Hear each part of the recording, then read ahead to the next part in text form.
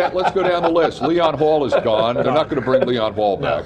Too much money. Andre Smith is gone. Somebody Right. will sign him. Yeah. They ought to re-sign Nelson, but I think he could be gone. Vinny Ray, I think he'll be back. Adam Jones turned down a deal before the season began. It was 3 years, $21 million. So I don't know what number he wants. A lot of these guys who are really important are pretty low priced on this list, but I don't know. They're obviously not going to go after all of them. No. I mean, when you think about like what Marvin Jones is making, they could triple his salary, 4 times it, and it would be worth that. Well, a lot of these positions are kind of overlapping. You have 2 safeties on here. You have 2 wide receivers. It's almost an either-or proposition with a lot of these guys. And that's exactly how Mike's going to look at it, and he's going to, he'll look at the salary and so on. I mean, and that's the nature of the NFL. But Reggie Nelson's gone.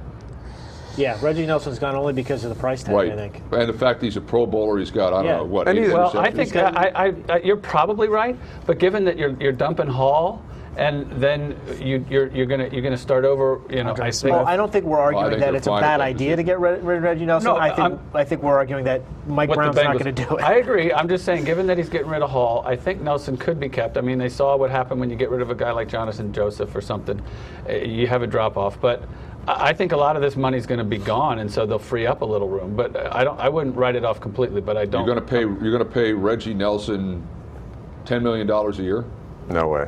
I mean, you still have these young guys. Much, but he's worth a whole lot. He's one of the best defensive backs in the league. Well, he is, and he knows it, and so does everybody on the team. If you're paying Leon Hall $9 million, and you're going to get rid of that, I think you can give Reggie that. I think it's more likely they keep Iloka because he's more affordable. And although Hall made some big plays this year, Iloka has turned out to be a really good safety. I think the targets on this list are Marvin Jones, George Iloka, and probably Vincent Ray. I agree with all 3 of those selections, actually. How about Sanu? I don't think you're going to be able to keep him. They don't need him. And you have Eifert who has emerged as really that 3rd receiver that you need on this team anyway. I don't think you really need Sanu. As much as I like him, with the Wildcat stuff that he's able to bring to the table. And sadly, I think Andre Smith is going to get some decent offers.